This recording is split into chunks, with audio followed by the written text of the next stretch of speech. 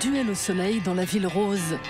Invité du festival de street art Rose Béton, le pionnier du graffiti Futura passe à l'action. Dans la ligne de mire de ce New-Yorkais, la réalisation d'un abstract wall car, le graffiti intégral d'un wagon de chemin de fer. Quand il a commencé il y a 45 ans, on pouvait payer très cher pour ce qu'on appelait encore un acte de vandalisme. Mais aujourd'hui, Toulouse lui déroule le tapis rouge.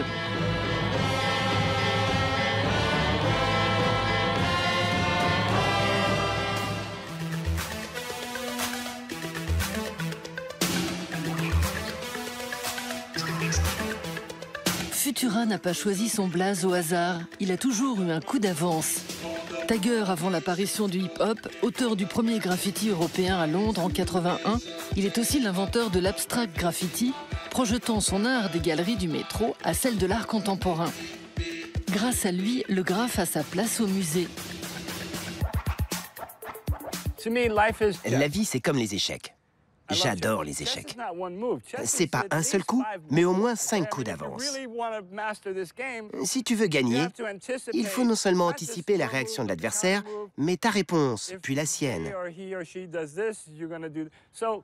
J'ai toujours vu le monde et ses problèmes de cette manière. Il faut toujours garder un point de vue ouvert sur les choses. New York au début des 70s, c'est plus vraiment le rêve américain. Lourdement endettée, saignée par les coupes budgétaires, la ville est au bord de la faillite. Des quartiers entiers tombent en ruine et dans les ghettos minés par la drogue, les gangs prolifèrent, marquant leur territoire à coups de graffiti.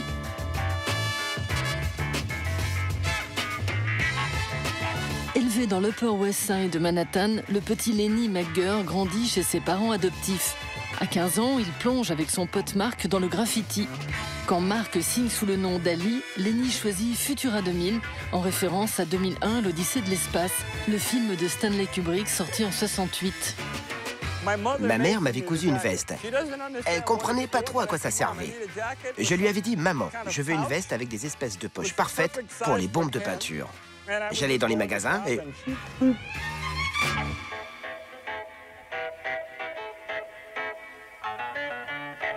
En 73, les Writers s'acharnent sur le métro new-yorkais. Les rames peintes permettent de faire circuler son nom et d'asseoir sa réputation auprès des crews rivaux. En cette première semaine de septembre, Futura 2000 et Ali profitent de la fermeture du métro pour frapper un grand coup. On peignait le week-end de la fête du travail et on n'a pas réalisé que le week-end touchait à sa fin. Alors les trains commencent à rouler. Il est 5 heures du matin. Le tunnel est plein de gaz en suspension. On est en retrait, dans le tunnel, et il y a des étincelles partout. Tu en vois tout le temps. Tout à coup, j'entends. Je mate, il est en feu. Ses cheveux, sa veste, il brûle. Ça a changé ma vie. Putain, je me suis senti terriblement mal. Je n'ai eu absolument rien, pas une égratignure. Je me suis dit, le graffiti, c'est terrible. Dégoûté, Lenny s'engage dans les Marines. Durant 4 ans, il parcourt le monde sur des porte-avions, du Pakistan à l'Australie ou au Kenya, chargé de la maintenance des avions de chasse. En 77, alors qu'il pense rempiler, il reçoit une lettre de son pote Ali qui l'incite à rentrer chez lui.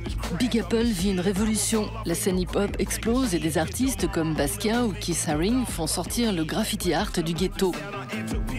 Futura 2000 les rejoint. Il délaisse les lettrages au profit d'une peinture plus abstraite dont il recouvre les trains, comme ici dans son œuvre Break.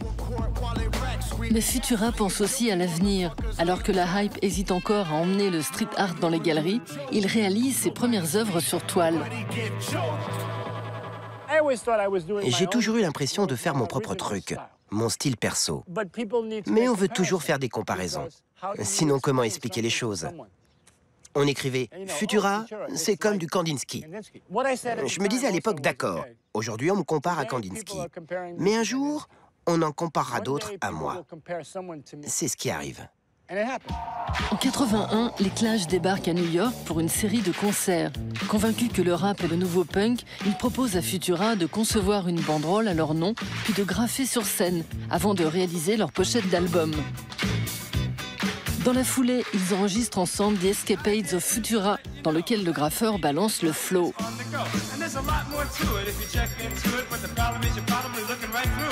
L'année suivante, Futura 2000 part en tournée aux côtés d'Africa Bambaataa, du Rocksteady Crew et d'autres pionniers du hip-hop pour prêcher la bonne parole en Europe.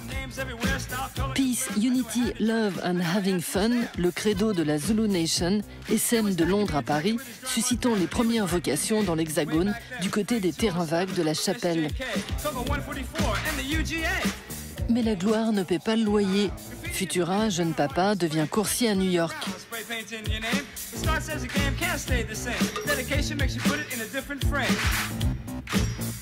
Une parenthèse qui s'achève en 89, quand la mécène Agnès B le prend sous son aile, le poussant à ressortir ses bombes. Elle connaissait mon boulot du début des années 80. Elle m'a dit « Tu ne peins plus ?» « J'ai pas d'espace et c'est compliqué en ce moment », j'ai répondu. Alors elle m'a pris un atelier à Brooklyn. C'était la fin des années 80. Je l'ai gardé 20 ans. Elle s'en est occupée juste le temps de me relancer. À la fin de la première année, elle est passée voir ce que je faisais. Est-ce que je pourrais te prendre une première sélection de ton travail?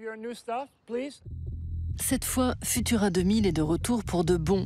En 92, il croise la route de James Lavelle, le jeune patron du label Mowax, qui lui demande la permission d'utiliser son travail pour ses pochettes d'albums.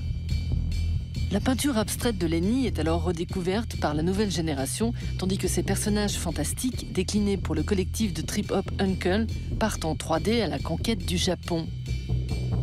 Au tournant du siècle, Futura abandonne son 2000 et pose sa griffe sur une infinité de produits, des marques de streetwear à la bibine. Pour le tagger, cette visibilité de son nom tout azimut est directement héritée des années où il massacrait les trains. Cette stratégie porte ses fruits. Certaines de ses toiles se vendent aujourd'hui à près de 80 000 €. Parfois, je me crois immortel, mais c'est faux. Là, je suis au début du 3e acte. Les 30 dernières années, c'est du passé. C'était le 2e acte. Et maintenant, dans les 30 ans qui viennent, je veux faire de bonnes choses pour le plus de monde possible.